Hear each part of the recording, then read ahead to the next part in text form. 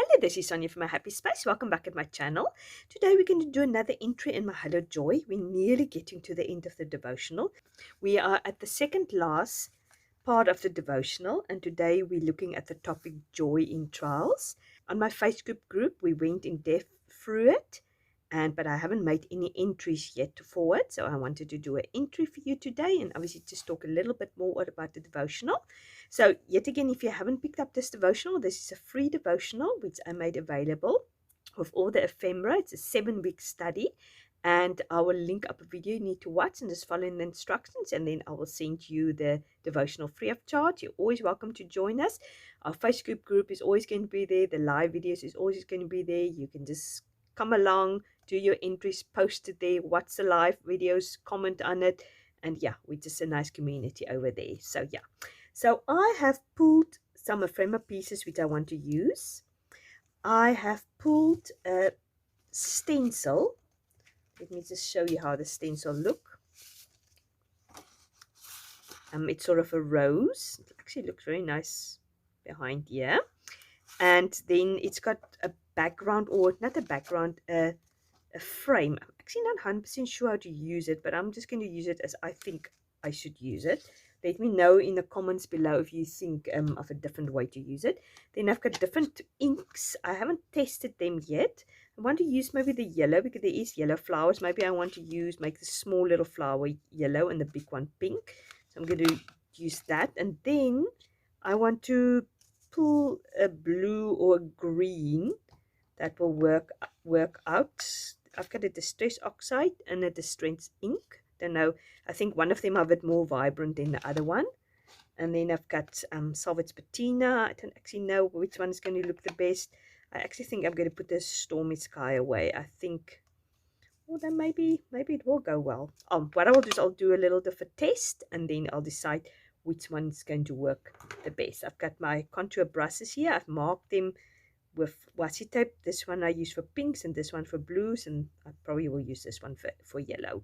So yeah, let me put me on fast forward, and then we'll put this page together. Okay, I'm first going to do my little test just to see what color is working the best. This is a Stormy Sky, and the next one is the Peacock Feathers. That is one of the colors I end up using, Peacock Feathers. At the end, it didn't really matter. I've covered mostly up. That is my Salvage Patina, which is quite dried up, and I actually don't know why, because this is one of the newest Tim Holtz lines. I bought it at the craft shop, and it was very cheap. I was amazed when I saw it, first of all, in the craft shop, because it's a newer line. Secondly of all, it was fairly cheap. It was cheaper than the rest.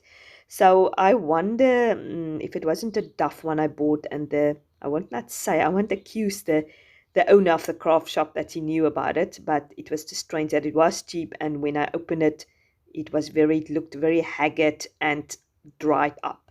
But I can obviously buy the refills, which is not always so available here anyway in Cape Town. Maybe up in Johannesburg is a little bit more available. So I'll have a look out and see for that, because I do love the color. It's quite a nice one. So now here you see me going in with the inside of the stencil first. I think the idea is that you should do the insides a little bit darker and then the outsides a little bit lighter. But I don't, with the yellow, I don't really have another yellow. The other yellow I have is a total different yellow. I can't remember what's the name of the yellow. I've got various shades of pink, so that's what I've tried to do. I went in with the darker pink, the candied berries. And then I went in with the lighter pink. Can't remember what the name of that pink. Something to do for velvet. But it's of the lighter pink. I went outside. You will see that later. So I've done it both ways. The top stencil, I used the inside first and then the outside. And the bottom bit, I used the outside first and then the inside. So let me know which one turned out the best for you. Or which way is the correct way to use it. I don't know, I'm sometimes a bit dumb with stencils. Yeah, but it turned out well. I think it is at the end just sort of a background stamp, an idea. So here you see me going in at the bottom bit, and I'm just doing the reverse. I'm starting with the outside first. So I think maybe I should have done the whole background a light color, not just the edges. and then I should go in with the darker bit. I think actually that's what I was supposed to do. But you live and you learn, and next time when I use the stamp, I will probably use it the correct way. But as I said, most of it was covered up, so it was just for fun. It was playing around, and yeah, you can see some elements of it. So now I'm just going to decorate my page with this circle of flowers and the doilies. I just wanted to create this circle and blossoming event because this is, we're talking about James. I'm journaling in James 1 verse 2 that is, count it all joy, my brothers, when you meet trials of various kinds. For you know that the testing of your faith produces steadfastness, and let steadfastness have its full effect, that you may be perfect and complete and lacking in nothing.